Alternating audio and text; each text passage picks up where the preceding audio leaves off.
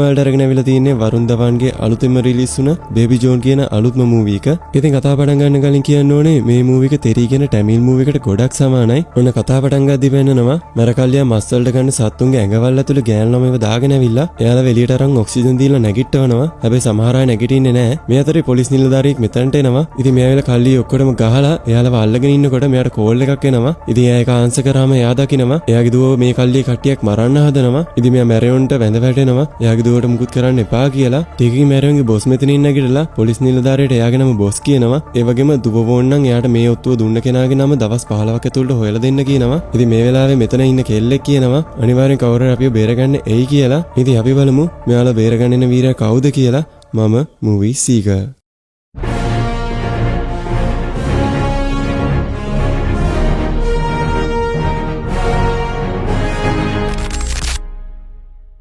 ඔන්න ඉතින් එක පුංචි ගෑනු ළමයෙක් ඉස්කෝලේ යන හොඳටම පරක්කු වෙලා පාරයිනට වෙලා තාත්තා බයික් එක හදනකම් බලන් ඉද්දි මෙතන තියෙන වතුර වලක් උඩින් වෑන් එකක් ගිහිල්ලා මෙයාව හොඳටම තෙමෙනවා. ඉතින් මෙයාගේ නම තමයි කුෂි. මේලා කුෂිට හොඳටම කේන්ති ගිහිල්ලා එයාගේ තාත්තට කතා කරනවත් එක්කම ඔන්න මෙයාගේ තාත්තා මෙතනින් නැගිටිනවා. මෙයාගේ නම තමයි ජෝන්. ඉතින් ජෝන් නැගිටලා වාහනේ පස්සේ පන්නගෙන යන පටන් ගන්නවා. කොහොම හරි මෙයාලා වාහනේ පස්සේ පන්නගෙන ඇවිල්ලා බයික් එක වෑන් එක ඉස්සරහින් නතර කරනවා. ඉතින් වෑන් එකේ ඩ්‍රයිවර් වෑන් එකේ එළියට බහැලාවම ජෝන් ඩ්‍රයිවර්ට හොඳ පාඩමක් කියලා දෙන්න වගේ ළඟට ගිහිල්ලා ඩ්‍රයිවර්ට කියනවා දුවත් එමුණ මහත්තයත් එමුණ දැන් දෙන්නම සමානයි. ඉතින් වෙච්ච දෙයට දුවගෙන සමාවරන් යන්න කියලා. ඉතින් ජෝන් කියන්නේ ගොඩක් අහිංසක කිසිම කෙනෙක් එක්ක රණ්ඩු වෙන්න යන්නේ නැති පාඩුවේ බේකරියක් කරගෙන ජීවත් වෙන කෙනෙක්. ඉතින් ඩ්‍රයිවර් කුෂිගෙන් සමාවරන් යන්න යනකොට කුෂි හුඟක් කේන්තියෙන් බෑග් එක පොලේ ගහනවා. මොකද කුෂි හිතුවේ ජෝන් ඩ්‍රයිවර්ට හොඳ පාඩමක් කියලා දෙයි කියලා. ඉතින් කුෂි කියන්නේ ගොඩක් ඉක්මනට කේන්තිය නම් පුංචි අහිංසක ගෑන් ළමෙක්. කොහොම හරි ටික වෙලාවකින් මෙයාලා ඉස්කෝලට ආවම කුෂිගේ පන්තිය පටන් අරන්. ඉතින් කුෂි පන්තියට ඇවිල්ලා එයාගේ මිස්ටර් කතා කරාම මිස්ටර් තරහෙන් අහනවා ඇයි අදත් පරක්කෝ කියලා. ඉතින් කුෂි වෙච්ච දේවල් ටීචර් කියද්දි ටීචර් අහනවා ඇයි හේතුව ඇහුවම කතන්දර කියන්නේ කියලා. ඒ වගේම ජෝන් පෙන්නලා අර වගේ කවුද අයියා එහෙම දරුණු කෙනෙක් වගේ පේන්නේ කියලා අහනවා. ඉතින් කුෂි ටික කල්පනා කරලා කියනවා ඒ මගේ අයියා අවුරුදු ගානකට කලින් ආදරෙන් පැරදිලා ඉන්නේ ඒකයි ඔහොම පේන්නේ කියලා. ඊළඟට සින්දුවක් කියන්නේ ඉතින් මේ අතර වෙන්නනවා ජෝන් යාගේ බේකරියකට ඇවිල්ලා වැඩ පටන් ගන්නවා. ඒ වගේම ටීචර්ත් ඇවිල්ලා මෙයාලගේ බේකරියකින් කෑම ගන්නවා. ඉතින් මේ වෙලාවේ කුෂි ජෝන්ට කියනවා එයාගෙන් සල්ලි ගන්න එපා කියලා. ඉතින් ටීචර් ස්තුති කරලා යන්න යනවා. ඉතින් මේකෙන් පේන්නේ ජෝන් ගොඩක් හොඳ තාත්තා කෙනෙක්. ඒ වගේම එයාගේ මුළු ජීවිතේම කුෂි කියලා. ඉතින් ඒකෙන් පස්සේ ඔන්න ඊළඟ දවසෙත් මෙයාලා පරක්කු වෙලා ඉස්කෝලට එනවා. මේ වෙලාවේ කුෂි ජෝන්ට කෑ ගහනවා මෙහෙම ගියොත් එයාට ඊළඟ වසරට යන තව අවුරුදු 3ක්වත් යයි. ඒ වගේම ටීචර්ත් එයාට හැමදාම හොඳටම බනිනවා කියලා. මේ වෙලාවේ ජෝන් කියනවා ආරක්ෂාව තමයි ගොඩක් වැදගත් කියලා. ඉතින් කුෂි ඔයාම ඕක ඇවිල්ලා අපේ ටීචර්ට කියන්න කියලා එයාගේ පන්තියට යනවා. ටිකින් කුෂි පන්තියට ආවම ටීචර් ඇවිල්ලා හැමදාම හේතු කියනවා කියලා කුෂිට එළියේ හිටගෙන ඉන්න කියනවා. හැබැයි මේ අතරේ ටීචර් ජෝන් එනව දැකලා කුෂිට ඇතුළට එන්න කියනවා. ඉතින් කුෂිට තේරෙනවා ටීචර් මොකක් හරි අදහසක් ජෝන් ගැන තියෙනවා කියලා. ටිකින් ජෝන් ඇවිල්ලා ටීචර්ගෙන් සමාවරන් යන්න හදනකොට ටීචර් කියනවා කෙල්ලෙක් නිසා ඔහොම ඉන්න එපා කියලා. ඉතින් ජෝන්ට තේරෙනවා කුෂි ටීචර් බොරුවක් කියලා. ඒ වගේම ටීචර් මලයාලම් වලින් කියනවා රවුල කොණ්ඩේ කපලා පිළිවෙලට ඉන්න කියලා. ඉතින් ජෝන් යා මලයාලම් දන්නේ නැහැ කියලා යන්න යනවා. ඊළඟ දවසේ ජෝන් බේකරියේ ප්‍රශ්නයක් නිසා කුෂි ගන්න පරක් වෙලා ඉස්කෝලට ආවම දකිනවා කුෂිගේ මූණේ කැල්ලක් තියෙනවා. ඉතින් එයා ඒක ගැන අහුවම කුෂි කියනවා ළමයෙක් එයාට බේකරි කියලා කතා කරා. ඉතින් එයා එහෙම කියන්න එපා කියලා කිව්වම කුෂිගේ මූණට එකක් ගැහුවා කියලා. හැබැයි කුෂි කියනවා එයා ඒ රණ්ඩු වෙන්න ගියේ නැහැ. මොකද ජෝන් එයාට කාතේකව රණ්ඩු වෙන්නේ නැතුව හැමෝත් එක්කම ආදරෙන් ඉන්න කියලා තියෙන නිසා කියනවා. මේ වෙලාවේ ජෝන් කුෂිගෙන් ඒක අසාධාරණයි නේද කියලා අහලා කාට හරි දෙයක් තේරෙන්නේ නැත්නම් තේරෙන භාෂාවෙන් කියලා දුන්නට කමක් නැහැ කියලා කියනවා. ඉතින් ඒත් එක්කම කුෂි කියලා එයාට ගහපු කොල්ලට ගහනවා. ඊළඟ දවසේ මෙයාලා දෙන්න පල්ලියට ඇවිල්ලා ඉන්නවා. කුෂිගේ ටීචර් මෙයාලට පල්ලියට එන්න කියලා තියෙන නිසා. ඉතින් ටික වෙලාවකින් ටීචර් ඇවිල්ලා අහනවා ඇයි ළමයිව දරුණු කරන්නේ? බයිබලෙත් කියලා තියෙනව නේද? සතුරන්ට ප්‍රේම කරන්න කියලා. ඉතින් ජෝන් කියනවා කුෂිට ආත්ම ආරක්ෂාව ටිකක් ඉගෙනුවා විතරයි කියලා. ඔන්න ඒත් එක්කම කතාව මුලදී පෙන්නපු කෙල්ලන්ව ඩීල් කරන කල්ලියේ බොස් ඇවිල්ලා ජෝන්ගේ වෑන් එක හපනවා. ඉතින් කුෂි මෙයාලට බනිද්දි මෙයාලා කුෂිගේ ළඟට එනවා. ඒත් එක්කම ජෝන් එයාලගෙන් සමාව අරන් කුෂිත් එක්ක වෑන් එක නගලා මෙතනින් යන්න හදනකොටම ටීචර් ඇවිල්ලා එයාවත් ගෙදර ගාවින් දාගෙන යන්න කියනවා. ටික වෙලාවකින් ටීචර් ගෙදරට කියලා පාර කියලා තියෙන පොලිසියට. ඔන්න ඒත් එක්කම ටීචර් වෑන් එක පිටිපස්සෙන් බොස් එයාගේ මැරයොත් එක්ක ගෙනියන ගමන් හිටපු කෙල්ලෙක්ව එළියට ගන්නවා. ඉතින් ටීචර් මෙයාව බේරගෙන තියෙන්නේ මැරයොන්ගේ අතින් ජෝන්ගේ වාහනේ හැප්පුණ වෙලාවේ. කොහොම හරි ටීචර් කෙල්ල පොලිසියට එක්කන් යන අතරේ කුෂි ටීචර් පස්සේ පොලිසිය ඇතුළට යනවා. ඉතින් ජෝන් ගොඩක් කලබල වෙලා බයෙන් වගේ පොලිසිය ඇතුළට එනවා. ඇවිල්ලා කුෂිව මේ දේවල් වලින් ඈත් කරන්න කියලා ටීචර්ට බනිනවා. ටිකකින් මෙතනට කතාවේ මුලදී පෙන්නපු පොලිස් නිලධාරියා එනවා. මෙයාගේ නම DCP රාම්. ඉතින් රාම් ඇවිල්ලා මෙයාලගේ මොකද්ද ප්‍රශ්නේ අහලා ජෝන්ව දැකලා එයාගේ නම මොකද්ද අහනවා. ඉතින් ජෝන් එයාගේ නම කිව්වම රාම් හොඳට කල්පනා කරලා ජෝන්ගෙන් අහනවා IPS පුහුණු කඳවුරේ හිටියා නේද කියලා. මේ වෙලාවේ ජෝන් කියනවා අනේ මම එච්චර ඉගෙන ගත්තේ නැහැ සර්. මම පුංචි බේකරි එකක් කරන්න කියලා. හැබැයි මෙයා මෙතෙන්දී කතා කරන්නේ මලයාලම් වලින්. ඉතින් ටීචර් පුදුම වෙනවා එදා මලයාලම් දන්නේ නැහැ කියපු කෙනා අද හොඳට මලයාලම් කතා කරනවා දැකලා. ඉතින් ජෝන් වැරදීමකින් දැනුත් ආවේ කියලා මෙතනින් ඉක්මනට යන්න හදනකොට මේ DCP රාම් කියන පොලිස් නිලධාරියා සත්‍ය කියලා කතා කරනවා. ඉතින් ජෝන් ටිකක් බය වෙලා වගේ එයා දිහා බලනවා. හැබැයි රාම් කතා කරලා තියෙන්නේ වෙන පොලිස් නිලධාරියට. ඉතින් ජෝන් එහෙමම කුෂිත් එක්ක ගෙදර එනවා. ඉතින් රෑ වෙලාව ජෝන් ගෙදර ඇවිල්ලා කුෂි නිදි කරවලා එනවත් එක්කම ගෙදර ලයිට් ඕෆ් වෙනවා. ඉතින් එයා එළියට ඇවිල්ලා බලද්දි ජෝන් දකිනවා අර මැරකල්ලියයි එයාලගේ බොස් කියන කෙනයි ගේ ඉස්සරහා ඉන්නවා. ජෝන් මෙයාලගේ බොස් ගෙන් ඇයි කියලා අහනවත් එක්කම මැරෝ ටික ජෝන්ට හොඳටම ගහන්න පටන් ගන්නවා. මොකද එයාලට විරුද්ධව පැමිණිලි කරන්න පොලිසියට ගියා කියලා. මේ අතරේ ඉස්කෝල් ටීචර් ජෝන් කවුද කියලා Google එකට ජෝන්ගේ ෆොටෝ එකක් දාලා හොයන්න පටන් ගන්නවා. ඒ වගේම මේ වෙලාවේ DCP රාම් ටීචර් පොලිසියට ගෙනාපු කෙල්ල වෙනුවට එයාගේ දුව මාරු කරගන්නවා. කොහොම හරි මැරෝගේ ලොක්කා ජෝන්ගේ ගෙදරට එනවා. ඉතින් මෙයාගේ නම තමයි රාවෝ. ටිකින් මැරෝ සත්‍යයට හොඳටම ගැහුවට පස්සේ රාවෝ කියනවා මේකව ඉවරයක් කරලා දාන්න කියලා. ඒ වගේම බොස් කියනවා මෙයාගේ දුවවත් ඉවරයක් කරන්න කියලා. ඉතින් බොස් සත්‍යගේ දුව මරන්න කියපු ගමන් සත්‍ය ඔලුව උස්සනවා. ඒ වගේම ටීචර් දැනගන්නවා ජෝන් කියන්නේ පොලිස් නිලධාරියෙක් කියලා. ඉතින් මැරෝගේ ලොක්කා රාවෝ ජෝන් කවුද කියලා අඳුරගෙන හොඳටම බය වෙනවා. මේ වෙලාවේ DCP රාම් ජෝන් කියන්නේ අවුරුදු 6කට කලින් හිටපු IPS සත්‍ය වර්මා කියලා කියනවත් එක්කම ජෝන් මැරෝන්ට හොඳටම ගහන්න පටන් ගන්නවා. ඉතින් මෙයාගේ ඇත්ත නම තමයි සත්‍ය වර්මා. ඉතින් සත්‍ය මැරෝන්ට හොඳටම ගහලා පුළුවන් නම් දුවට අතක් හරි තියලා පෙන්නන්න කියනවා. මේ අතරේ ටීචර්ත් මෙතනට එනවා. ටිකින් සත්‍ය මැරෝ ඔක්කොටම ගහලා ඉවරයක් කරලා දානවා. ඉතින් සත්‍යයි ටීචර් මූණට මූණ බලන් ඉන්නවත් එක්කම අවුරුදු 6කට කලින් සත්‍යය කතාව පටන් ගන්නවා. ඉතින් කතාව පටන් ගන්නේ ළමයි දෙන්නෙක් ඉස්කෝලේට යනකොට එයාලගේ පන්තියේ මැරකල්ලියක් ඇවිල්ලා කලින් දවසේ බීලා නිදාගෙන ඉන්නවා. ඉතින් ඒක ළමයි කද සමුදා ඉස්කෝලේ දවසේ කියලා එයාලට යන්න කිව්වම මැරෙක් මෙයාට ගහලා එලවනවා. ඉතින් ටික වෙලාවකින් ළමයි ගුරුවරු හැමෝම මෙතනට වෙලා මුකුත් කරගන්න බැරුව බලන් ඉන්නවා. ටිකින් ඉන්ස්පෙක්ටර් කෙනෙක් ඇවිල්ලා මෙයාලට යන්න කියනවා. හැබැයි මැරියෝ ඉන්ස්පෙක්ටර් කෙනෙක් ඇවිල්ලා කියලා hina වෙලා මෙයාගේ ඔලුවට බෝතලයකින් ගහනවා. මේ වෙලාවේ පොලිස් නිලධාරියෙක් සත්‍යයට කතා කරලා මේ ගැන කියනවා. හැබැයි කිසිම දෙයක් කියන්නේ යන්නේ නැතුව වැඩි වෙලාවක් යන්න කලින් ඉස්කෝලේට එනවා. ඇවිල්ලා මැරියෝ ඉන්න තැනට ගිහිල්ලා මැරෙක්ට දොර ලොක් කරන්න කියලා පන්තිය පටන් ගන්නවා. මේ අතර එක මැරෙක් මෙයාට ගහන්න එනවා. හැබැයි මෙයා ගහන එකපාරෙන් එයාව විසික් වෙලා යනවා. ඉතින් හැමෝම මෙයාට බය වෙනවා. ඒත් එක්කම මෙයා තුවක්කුවරන් පැත්තකින් තියලා කළු ලෑල්ල උඩ තියෙන වේවැල අරන් එක එක්කෙනාගෙන් 3 වසර පොතකින් ප්‍රශ්න අහන්න පටන් ගන්නවා. ඉතින් වැරදියට උත්තර දුන්නම වැරදියට උත්තර දුන්න කෙනාට විතරක් නෙමෙයි වටේ ඉන්න අයටත් හොඳටම ගුටි ගන්න වෙනවා. ඉතින් එක මැරෙක්ගෙන් ප්‍රශ්නයක් අහන්න කතා කරාම එයා ඇවිල්ලා කියනවා එයා දෙකේ පන්තියට විතරයි ගියේ කියලා. ඉතින් සත්‍යය ට්වින්කල් ට්වින්කල් ලිටල් ස්ටාර් සින්දුව කියලා ආයෙත් ඒක කියන්න කියනවා. ඉතින් මම සින්දුව පටන් ගන්නේ ට්වින්කල් ට්වින්කල් අංකල් සුපර්ස්ටාර් කියලා. ඉතින් සත්‍ය හැමෝටම ගහලා තුනේ පන්තිය පාස් වෙන එක කොච්චර අමාරුද කියලා මෙයාලට තේරුම් කරලා මෙතනින් එක යනවා. ඔන්න ඊළඟට පෙන්නනවා කතාවේ දුෂ්ටයා මෙයාගේ නම බාබර්. ඉතින් මෙයා කරන්නේ පොඩි ගෑනු ළමයිව විකුණන එක. මේ වෙලාවේ බාබර් කෙනෙක්ට ඩීල් කරපු කෙල්ලෙක්ව මගදී ගෙනියන ගමන් මෙයා දූෂණය කරා කියලා මෙයාව මෙතනම ඉවරක් කරලා දානවා. ඊට පස්සේ පුටුවෙන් වාඩිලා මෙයාගේ රවුල කපන කෙනාට කතා කරලා රවුල කපන අතරේ යාට කියනවා ඔයාගේ දුව තමයි අර මිනිස්සයා දූෂණය කරේ. ඒකයි මම යාට එහෙම කරේ කියලා. ඉතින් මෙයාට hina වෙන්න කියලා දුක නම් කපන්න කියලා මෙයාගේ බෙල්ල දැලිපියර තියලා දෙනවා. හැබැයි මෙයා එහෙම කරන්නේ නැතුව ගොඩක් දුකෙන් කෑ ගහලා අඬාගෙන යන්න යනවා. ඊළඟට පෙන්නනවා සත්‍ය අම්මගේ කීමට කෙල්ලක බලන්න ඇවිල්ලා ඉන්නවා. හැබැයි මෙයා කැමති නැහැ ඇරේන්ජ් මැරේජ් එකකට.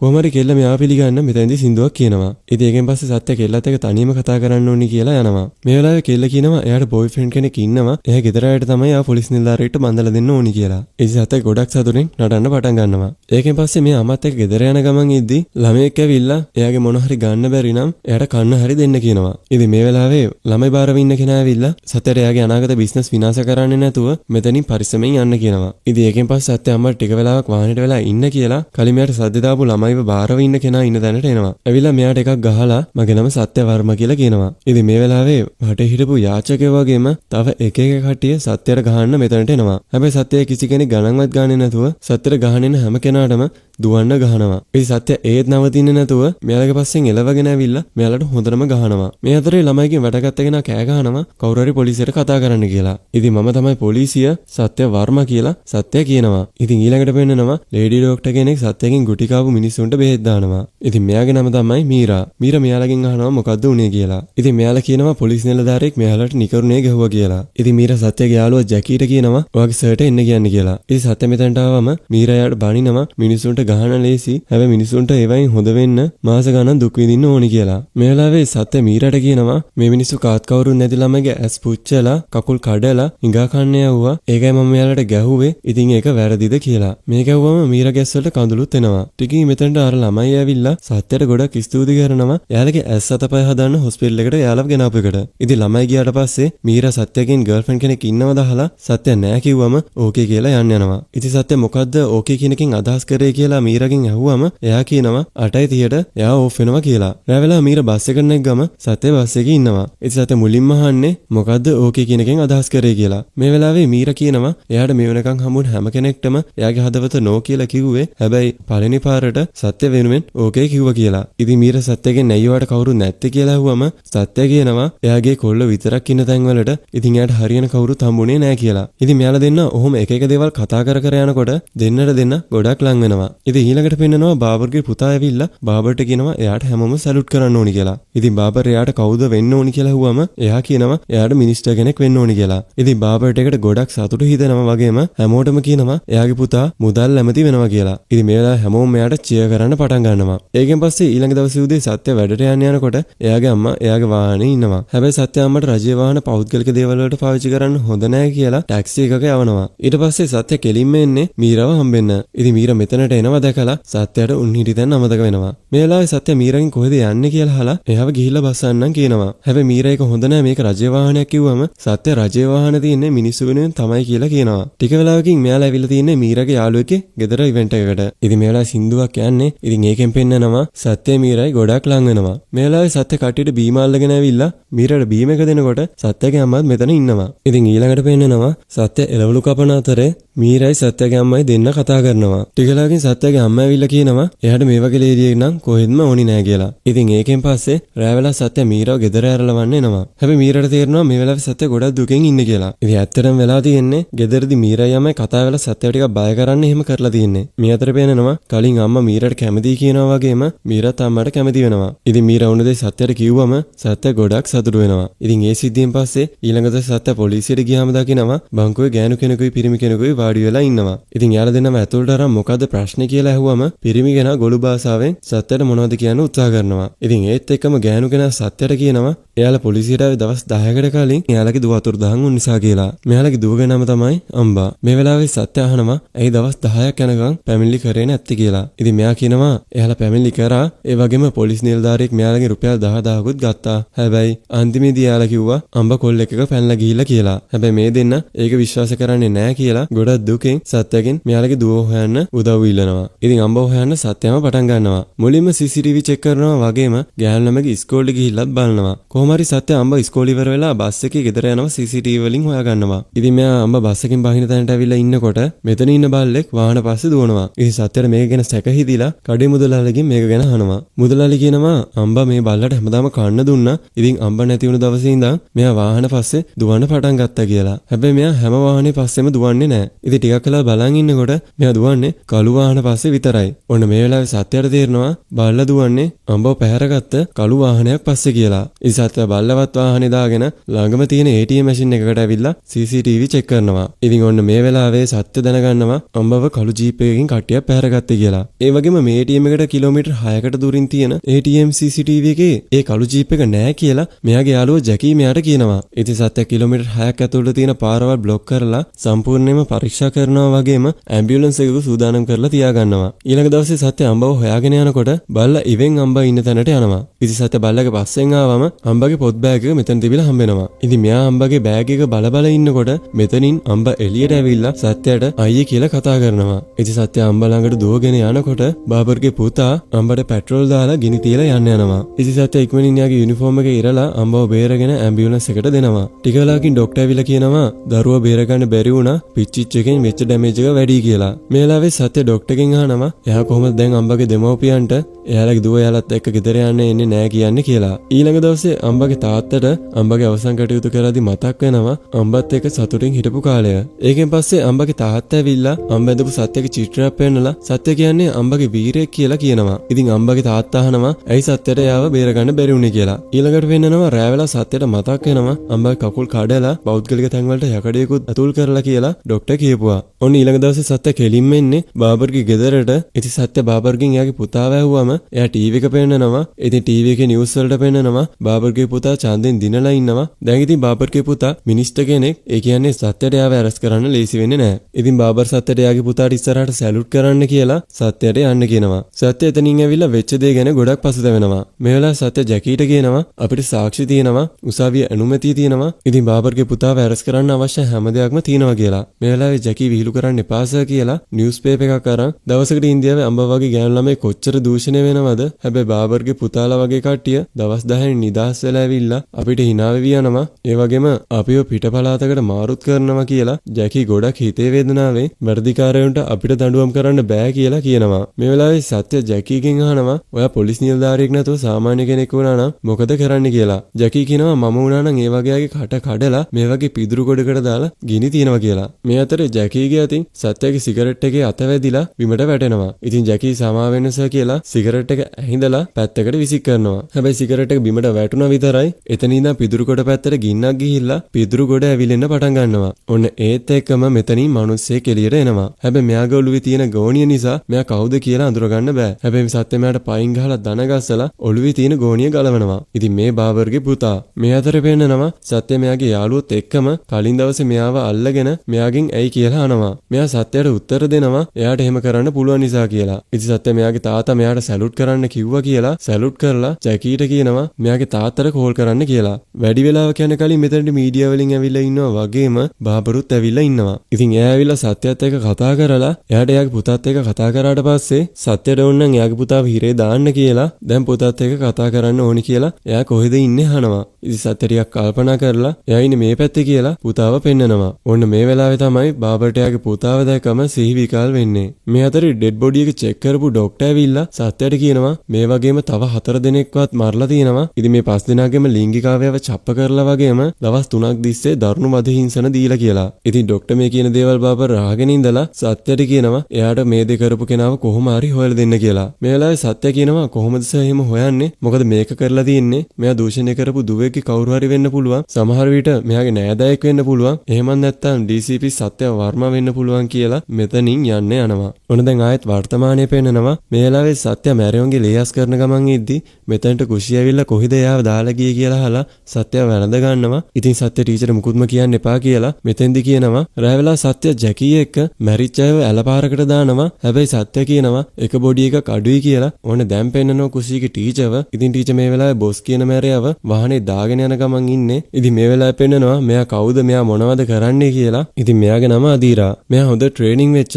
IPS police නිලධාරියෙක්. මෙයා කාලයක් තිස්සේ ප්ලෑන් කරලා ටීචර් කෙනෙක් විදිහට රාවුගේ ළමයිට දීපු සෙල්ලම් බඩුවක් කරා රාවු කියන දේවල් අහන් ඉඳලා තියෙන්නේ. ඉතින් ඊළඟ දවසේ DCP රාම් මීඩියා වලට මේ හැමදේම පැහැදිලි කරලා මේ හැමදේකම අවසානයේ ළඟයි කියලා කියනවා. ඉතින් ඊළඟට පෙන්නනවා කුෂිගේ ටීචර් අදීරා සත්‍යව හම්බෙන්න එනවා. හැබැයි ජැකීකට ඉඩ දෙන්නේ නැහැ. මේ වෙලාවේ මෙයා ජැකීට කියනවා ජැකී වගේම එයාත් සත්‍යයට කුෂිටයි ආදරේ. එයාට දැනගන්න ඕනි සත්‍යගේ වයිෆ්ට මොකද වුනේ කියලා. ඉතින් ඔන්න අවුරුදු 6කට කලින් පෙන්නනවා සත්‍ය යනවා මීරාගේ පවුලේ කට්ටිය හම්බෙන්න. හැබැයි මීරාගේ තාත්තා සත්‍යයට පොඩ්ඩක්වත් කැමති නැහැ. මොකද එයා පොලිස් නිලධාරියෙක් හින්දා. හැබැයි සත්‍ය කොහොම හරි මීරාගේ තාත්තවයි පවුලේ අනිත් අයවයි මෙතනදී කැමති කරව ගන්නවා. ඔන්න ඒත් එක්ක මෙතනට බාබර්ගේ මැරියෝ කට්ටියක් ඇවිල්ලා සත්‍යයට වෙඩි තියන පටන් ගන්නවා. ඉතින් සත්‍ය මීරාවයි යාගේ පවුලේ කට්ටියවයි කාමරයකට දාලා මැරියෝ එකින් එකාව ඉවරක් කරන්න පටන් ගන්නවා. මේ අතරේ මීරා යාගේ පවුලේ කට්ටිය හිටපු කාමරේ දොර කැඩිලා එයාලා දකිනවා සත්‍ය මැරියෝන් ඉවරක් කරන විදිය. ඉතින් මීරාගේ තාත්තා මේක හරියන්නේ නැහැ. ඔන්න ඕකයි මම කිව්වේ කියලා මීරාව ඇදගෙන යන්න යනවා. ඊළඟ දවසේ බාබර්යාගේ පුතාගේ අවසන් කටයුතු කරන්න පටන් ගන්නවා.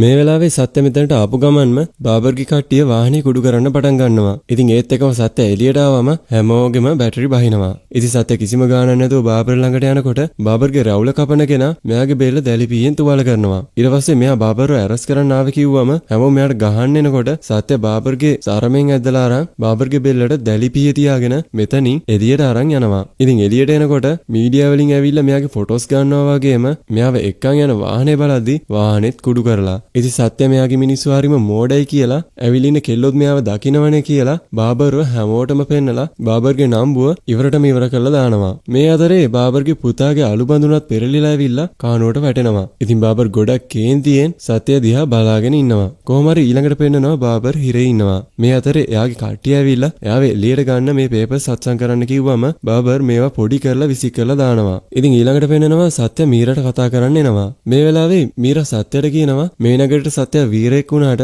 එයාගේ පෞල් ජීවිතේට නම් ඒක අනිත් පැත්ත ඇත්ත කියලා. ඉතින් මම සත්‍යයට කියනවා පොලිස් රස්සාවෙන් අයින් වෙලා එයාව බඳින්න බැරි නම් ටැක්සි එකකට කතා කරලා එයාව යවන්න කියලා. මේ වෙලාවේ සත්‍ය ටැක්සි එක කතා කරලා දෙනවා. මීරත් ඒක නැගලා ගෙදර යන්න යනවා. හැබැයි සත්‍ය 3ට ගනින්නත් කලින් මීර ආයේ ටැක්සි එකෙන් බහැලා ඇවිල්ලා සත්‍යයට හොඳටම ගහනවා එයාට යන්න දුන්නා කියලා. ඉතින් සත්‍ය hina වෙවි මීරට කියනවා ආයේ එනවා කියලා දන්න නිසායි කතා කරේ නැත්තේ. හැබැයි මෙච්චර ඉක්මනට එයි කියලා හිතුවේ නෑ කියලා. මේ වෙලාවේ සත්‍ය යුනිෆෝම් එකට තරම මීරට ආදරේ කියලා මීරව වැළඳ ගන්නවා. ඉතින් ඊළඟට සින්දුවක් යන අතරේ පෙන්නනවා මීර සත්‍ය දෙන්න ගොඩක් සතුටින් ලස්සනට එයාලා දෙන්නගේ මැරේජ් එක ගන්නවා. ඉතින් එයාලගේ මැරේජ් එකෙන් පස්සේ සත්‍ය මීරව ගෙදරට එක්කන් එද්දි මීරගේ තාත්තා සත්‍ය ගෙදරට එන්න කැමැත්තක් නෑ වගේ. ඉතින් සත්‍ය එයාටත් මේ වගේ ගොඩක් ගෞරවයෙන් වගේම ආදරයෙන් ගෙදරට පිළිගන්නවා. ඉතින් ඔම කාලයත් එක්ක මීරට කුෂීවත් හම්බෙනවා. ඉතින් පවුල හැමෝම ගොඩක් සතුටු වෙනවා වගේම මෙයාලා කුෂීගේ පළවෙනි උපන්දිනයත් සමරනවා. ඉතින් සින්දුවෙන් පස්සේ මීරා ඉන්න තැනට සත්‍යවම මීරා යාට දැනෙන නිදහස වගේම මීරා යාට ආදරණීය සැමියෙක් ඉන්න නිසා එයාගේ ජීවිතයේ අංග සම්පූර්ණයි කියලා සත්‍යයට කියනවා. සත්‍යගේ අම්මා වෙලා කුෂීව නාවන්න උඩට එක්කන් යනවා කුෂීට සහෝදරයෙකුත් ඕනි කියලා. මේ වෙලාවේ සත්‍ය මීරගෙන් අහනවා මීරා ඇත්තටම කැමති සත්‍ය මොන වගේ ජීවිතයක් ගත කරනවටද කියලා. ඉතින් මීරා කියනවා එයා කැමති දුරම දුර පළාතකට ගිහිල්ලා සත්‍ය එයාගේම වැඩක් කරගෙන එයාත් එක්ක ගොඩක් ආදරෙන් ජීවත් වෙන්න. ඒ වගේම එයාලට බල්ලෙකුත් ඉන්නවා. එයාගේ නම තමයි ටයිගර් කියලා. ඒ වගේම සත්‍යගෙන් අහනවා මීරා කොහොම වයිෆ් කෙනෙක්ද කියලා. ඉතින් සත්‍ය ගොඩක් ආදරෙන් ඔයා කියලා කියන පටන් ගන්නකොටම මීරට වෙඩි උණ්ඩයක් වැදිලා විසික් වෙලා ගිහිල්ලා ඔළුව වදිනවා. මේ වෙලාවේ සත්‍යට හිතා ගන්න බැරි වෙනවා මොකද්ද මේ උනේ කියලා. ඉතින් ඒත් එක්කම බාබර් කටියත් එක්ක ඇවිල්ලා සත්‍යට වෙඩි තියලා යකඩ කටු තියෙන බෙල්ට් එකකින් සත්‍යට හොඳටම ගහන්න පටන් ගන්නවා. මේ අතරේ බාබර්ට එනවා කුෂී hina වෙන සද්දේ. ඉතින් මෙයා උඩට ඇවිල්ලා සත්‍යගේ අම්මවත් ඉවරයක් කරලා කුෂීවත් වතුරේ ගිලෙන්න ඇරලා පල්ලෙහාට ඇවිල්ලා සත්‍යට කියනවා අවුරුදු 3ක් තිස්සේ හිරේට වෙලා බලන් හිටියේ මම මේ දවස් වෙනකන් දැන් හැම දෙයක්ම සම්පූර්ණයි. ඉතින් දැන් ආයෙත් හිරේට යන්න යනවා කියලා. ටිකින් බාබර්ගේ කට්ටිය ගෙදර විනාශ වෙන්න හැමදේම හරි ගස්සලා යන්න යනවා. ඔන්න වාසනාවට මේ වෙලාවේ මීරට සීය එනවා. ඉතින් එයා ගොඩක් අමාරුවෙන් උඩට ගිහලා බලනකොට අම්මා මරලා තියනවා වගේම කුෂී වතුර ගිලිලා ඉන්නවා. ඉතින් මෙයා ඉක්මනින් කුෂීව අරගෙන ඇවිල්ලා සත්‍යයට කතා කරලා සත්‍යගෙන් අහනවා එයාට පොරොන්දු වෙන්න පුළුවන්ද කියලා. පොලිස් රස්සාව අතෑරලා මීර කලින් කී විදිහට කුෂී එක ජීවත් වෙන්න. ඉතින් සත්‍ය මීරට පොරොන්දු වෙලා වෙච්ච දේ ගැන ගොඩක් දුක් වෙනකොට මීර අහනවා අන්තිමට අහපු ප්‍රශ්නෙට උත්තරේ මොකක්ද කියලා. සත්‍ය කියනවා ඔයා මට බිරිඳ විතරක්ම නෙමෙයි ඔයා මට මගේ අම්මා කෙනෙක් වගේ කියලා. ඉතින් එහෙම කියනවත් එක්කම මීර ජීවිතයෙන් සමුගන්නවා. ඒ වගේම ටික වෙලාවකින් මුළු ගෙදරම පිපිරලා යනවා. මේ වෙලාවේ මේ දේවල් අහලා කුෂීගේ ටීචර් ගොඩක් දුක් වෙද්දි සත්‍ය කුෂිත් එක්ක මෙතනට එනවා. ඉතින් සත්‍යයට තේරෙනවා ටීචර් හැම දෙයක්ම දන්නවා කියලා. මේ වෙලාවේ කුෂී ගොඩක් සතුටින් ටීචර් වැළඳගෙන ගමනක් යන්න කතා කරනවා. ඉතින් ටීචර් සත්‍ය දිහා බලාගෙන කියනවා කුෂී කොහේ ගියා එයාත් එක්කම ඉන්නවා කියලා. ඔන්න ඊළඟ දවසේ සත්‍ය ගොඩක් බයෙන් ඉන්නවා. මොකද කුෂී එයා නැතුව තනියම ඉස්කෝල් ට්‍රිප් එකක් යන නිසා. කොහොම හරි කුෂීව බස් එකට නග්ගලා ගෙදර යනකොට